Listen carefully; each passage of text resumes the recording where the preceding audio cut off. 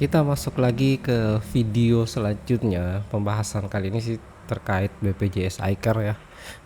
Mekanisme bagaimana untuk mengakses bridging BPJS iCare. Oke, jadi BPJS iCare itu saya pikir udah pada tahu semua isinya apa terkait dengan riwayat medis pasien, dan memang bisa melihat juga bukan hanya di vaskes yang mengaksesnya saja atau vaskes tempat si pasien berkunjung, tapi juga bisa melihat riwayat kunjungan pasien di vaskes-vaskes lain, termasuk di situ nanti juga ada riwayat alerginya. Oke, nah ini videonya singkat aja sih, cuman ada beberapa hal yang perlu dicatat terlebih dahulu, bahwa syarat untuk bisa mengakses BPJS iCare yang pasti sudah harus bridging production ya. Nah, kemudian pasien yang bisa diakses riwayatnya melalui BPJS iCare itu harus ada SEP-nya dulu gitu. Kemudian yang bisa mengakses adalah DPJP yang dipilih ketika pembuatan SEP. Nah, kalau seandainya ada pasien kita mau lihat BPJS iCare-nya tapi belum ada SEP-nya, itu nggak bisa. Atau sudah ada SEP-nya tapi yang mengakses adalah dokter yang berbeda dengan yang ada di SEP, itu juga nggak bisa gitu. Karena syarat ketika kita melakukan permintaan ke BPJS iCare itu kita mengirimkan nih nama pesertanya siapa, kemudian siapa dokter yang mencoba mengakses. Nah, itu ketentuan dari BPJS. Oke. Karena ini hanya bisa diakses oleh dokter, ya kita tahu kan rekam medis itu sifatnya rahasia ya. Maka di sini di bagian pemeriksaan dokter, BPJS iCare itu hanya ada di bagian pemeriksaan dokter saja. Ini untuk yang rawat jalan poliklinik ya.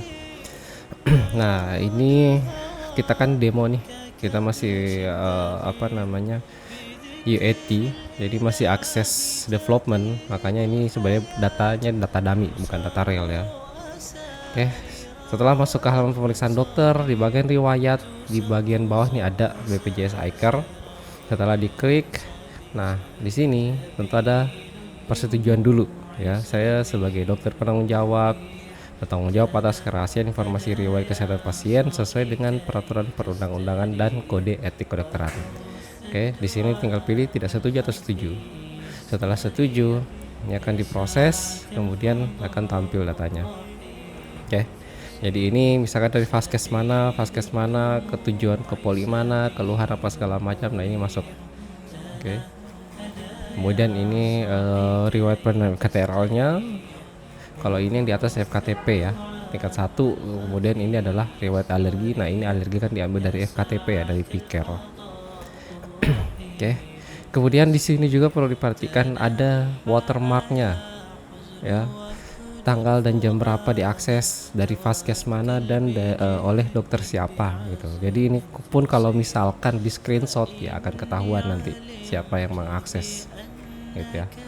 Oke, jadi untuk riwayat jalan, untuk pemeriksaan rawat jalan poliklinik itu ada di bagian riwayat setelah masuk pertama, kemudian BPJS iCare. Nah, selain di poliklinik, datanya juga ini bisa diakses di rawat darurat. Oke, di bagian pemeriksaan dokter, kemudian di sini ada BPJS iCare ya, bisa dilihat. Sama, tinggal klik aja request, kemudian setuju, dan tampillah hasilnya.